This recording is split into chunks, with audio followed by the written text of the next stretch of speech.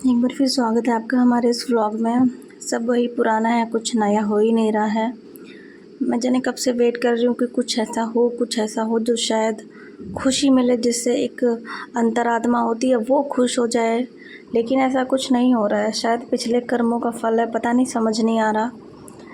6 साल हो गए बैठे बैठे और 4 साल हो गए बर्तन धुलते हुए। मतलब कि 2015 में शादी हो गई थी, ठीक है। 2015, 16, 17, 17 में ग्रेजुएशन मेरा हो गया था और 17 में ही मैंने बीटीसी का जो है फॉर्म फिल किया था। तो 12 सितंबर का दिन मुझे आज भी अच्छे से याद है। मुझे जो होम डिस्ट्रिक्ट मिला था, मैं रूम लेके वहाँ पे रहने गई थी क्लास लेने के लिए। और उसी टाइम पीरियड में, उसी ईयर में मेरा जो बेबी है वो कंसीव हो गया था, मतलब प्रेगनेंसी कंसीव हो गई थी। तो वो जो उसका दौर है बीटीसी का, वो मेरा ऐसे ही सारा चला गया। मतलब वो जो होता है ना, पैरों में स्वेलिंग और थोड़ा चलना। लेकिन फिर भी मैंने फर्स्ट सेमेस्टर में मैंने रेगुलर क्लास लिए। फिर सेकेंड सेमेस्टर में मेरा जो बच्चा हो गया था, तो फिर भी मैं उसको लेके जाती थी, एग्ज़ाम्स वगैरह होते थे वहाँ। मेरी एक मैम लोग थी, मेरी फ्रेंड्स लोग थी, उनकी हेल्प से मतलब मैं चीज़ों को कर रही थी। और टीचर्स का भी सपोर्ट था, क्योंकि उनको पता होता है, तो इतना तो उनमें होता है ह्यूमैनिटी। तो वो सारी चीज़ें मुझे याद आती हैं कि इतना मतलब चीज़ें करने के बाद कभी कभी सोचने लगती हूँ तो ऐसा लगता है कि होता है कुछ लोगों स्पेशल ऐसे होते हैं जिनको भगवान ने कुछ स्पेशल चीज़ देनी होती है, जैसे मुझे दिया है। 6 साल से बैठो आराम से और सारी चीज़ें प्रॉपर हो रही हैं। बट जो चीज़ एक होता है ना कि लाइफ का एक बहुत खुशी वाला पार्ट होता है कि हाँ, जिस चीज़ के लिए हमने इतनी मेहनत करी उसका फल तो कम से कम दिखे, फल तो मिले। लेकिन नहीं, टेट 2 बार दे दिया, सीटेट जाने कितनी बार निकल चुका है, बार बार तो नहीं दे सकते हैं जब निकल रहा है बार बार। तो वो चीज़ें हैं कि टेट निकलेगा, सीटेट निकलेगा, मगर भैया सुपर टेट नहीं निकलेगा, क्योंकि ये अगर निकल गया तो कहीं गलती से नौकरी मिल गई। तो वो चीज़ें हैं मेरे साथ। जब तक मैं किसी चीज़ में नहीं घुसती हूँ, सभी चीज़ बड़ी ख़ास रहती हैं। अरे वाह, इन्हें गिने लोग करते हैं उस चीज़ को, और बहुत ही स्पेशल रहती है वो चीज़। जहाँ मैं किसी चीज़ को कर लूँ बट फिर वो चीज़ आम होने में पता नहीं टाइम ही नहीं लगता है।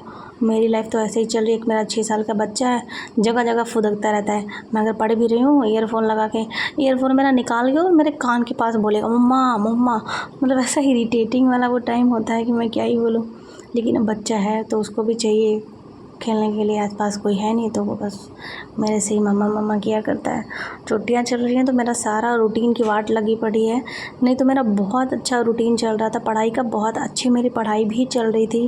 एक एक दिन में मैं बता नहीं सकती हूँ, 20-20 पेजेस मैं क्लास देख के उसको लिख लेती थी। क्लास देखना अलग बात होती है और आप प्रॉपर उसके नोट्स बना रहे हैं, उसमें लगता है टाइम। आपको पॉज कर कर के लिखना होता है, हेडिंग्स डाल डाल के प्रॉपर चीज़ें लिखनी होती हैं। तो मैं एक एक दिन में मैंने 20-20 क्लासेस तक लिखी हैं और प्रॉपर उसका रिवीजन वगैरह। लेकिन अब ऐसा हो गया है कि मैं एक दिन में 5 क्लासेस नहीं लिख पा रही हूँ। मतलब मेरे साथ ये दिक्कत हो रही है। पहले मेरा इतना अच्छा रूटीन चल रहा था, फिर जुलाई से हो जाएगा अच्छा, क्योंकि अभी क्या है कि सबकी तो छुट्टी हो रखी है, तो सब घर ही पे हैं। तो वो चीज़ें हैं। और वही मैं कभी कभी गुस्सा आती है तो मैं बोलने लगती हूँ, तुम्हारे स्कूल में जाके बोलूँगी कि छुट्टी क्यों की। इसको स्कूल में बिठाओ, खाली स्कूल हो फिर भी इसको बिठाओ, नहीं पढ़ाई हो रही है फिर भी इसको बिठाओ, क्योंकि इतना इरिटेट कर देते हैं बच्चे।